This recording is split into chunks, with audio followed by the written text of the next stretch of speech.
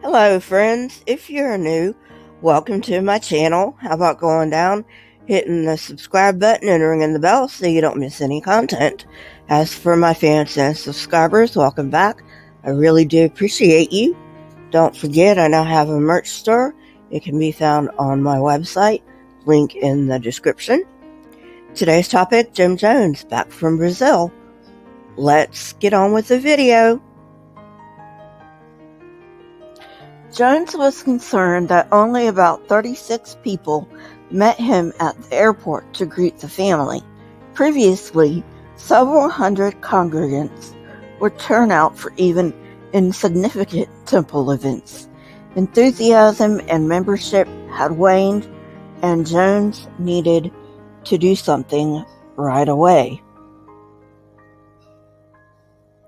When they were in Brazil, Momin act as Jones's mentor, but back home in Indianapolis, Jim wanted to reestablish himself as the temple's only leader.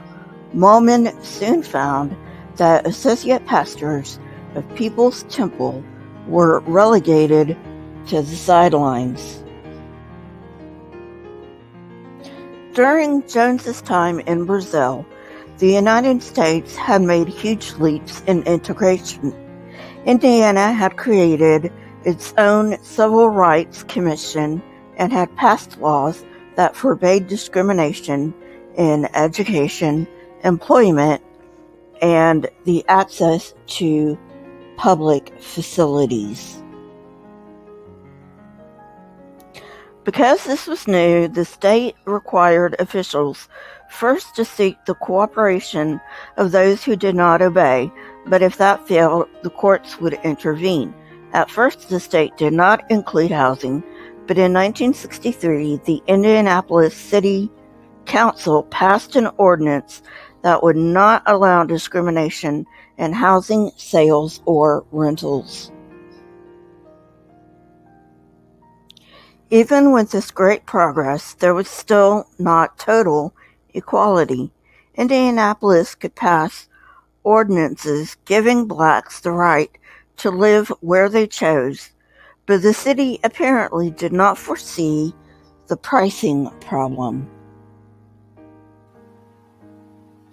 Even though all stores and restaurants now had to serve people of all races, non-whites had little disposable income, and the new equal opportunity employment laws would take years, if not generations, to have any noticeable effects on disposable income. Blacks may have been content to wait in Indianapolis, but civil rights marches continued in other parts of the country, which regularly erupted into race riots. If Indianapolis had suffered these tensions, Jim Jones may have reemerged as the foremost civil rights leader. However, the fact that these marches and riots never happened because Indianapolis blacks were essentially non-confrontational, Jones could not immediately regain his sphere of influence. Due to a large number of liberal politicians that had been elected into office, the city and state were ahead of other large American cities when it came to civil rights. However, the 1962-1963 advances would be largely voided a few years later when the conservative white voting bloc would reassert itself. At the moment, though, progress denied Jones the opportunity to resume his influence and leadership. Part of the appeal of People's Temple to blacks had been that Jones could help them get something in life, not just after they died. He actually stood up for them. Now that the Human Rights Commission had the legal muscle to help blacks and other minorities, Jim Jones was no longer the only viable option when it came to getting things done. Another blow to his ego came when the temple had to move to a smaller building. At times, less than 100 people attended Sunday service. This, of course, infuriated Jones because this poor attendance reflected badly on him. Yes, people, he's a narcissist. Did I really have to tell you? One way in which this manifested was on the 15-minute radio slot. Archie I. James had taken over when Jim left, but now that he was back, Jones resumed control over the slot. However, instead of quoting scripture and urging all to unite in brotherhood, Jones now indulged in rants. These included painting the Bible as propaganda. Although the station warned Jones to change his tone, he did not, big surprise, and eventually WIBC removed him from the lineup.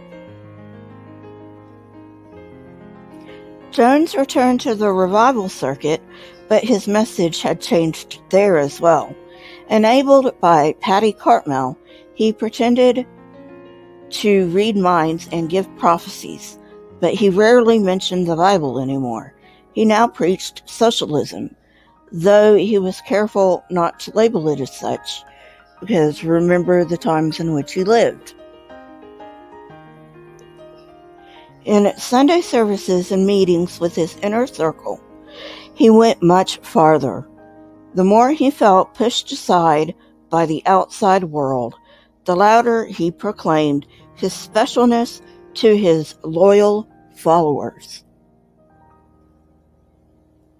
Yet even among the loyal followers, his denigration of the Bible unnerved a few. He blamed the book for all modern problems, declaring that racism and oppression are taught in it. I have to admit, I kind of agree with him on this one. Previously, he had disclosed his belief in reincarnation only to a trusted few, but now he proclaimed from the pulpit that the real God existed as a spirit, who could choose a host body to give immediate blessings. Although he never explicitly stated that he was God, he led his people to come to that conclusion through clever manipulation. After Jones concluded that he was God incarnate, he would no longer learn from his mistakes because he didn't think he could make any. From this time forward, he would blame either his flawed followers or his enemies if his plans failed. He expected his closest followers to accept that he was godlike, which disturbed a few, including I. James and Case. I. James eventually came to accept this, but Case never did.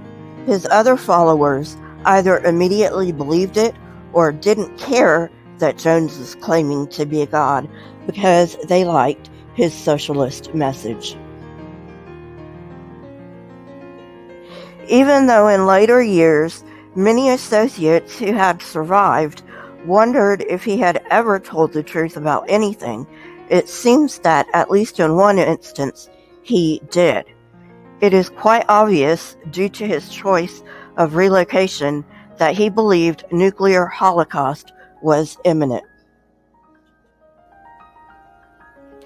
If his sole concerns were fame and power, he had much more obvious choices, such as Los Angeles. He returned to the list of safe places in Esquire magazine, where there was only one place in the United States, and that was Eureka, California.